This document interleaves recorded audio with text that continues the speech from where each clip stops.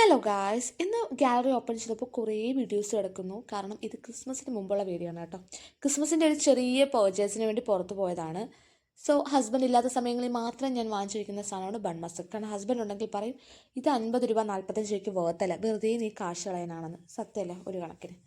അവിടെ നേരെ പോയത് അനസിലേക്കാണ്. കൊല്ലത്തുള്ള ഒരുപാട് കളക്ഷൻസ് ഉണ്ട് അവിടെ. ഷൂസിൻ്റെ ആണെങ്കിലും കാഷ്വൽ വെയേഴ്സ് ആണെങ്കിലും ഒഫീഷ്യൽ വെയേഴ്സ് ഒക്കെ ഉള്ള ഒരു ഷോപ്പാണ്. സോ അവിടെ പോയി ഞാനൊരു ഷൂ വാങ്ങിക്കാൻ വേണ്ടിയിട്ടാണ് പോകുന്നത്.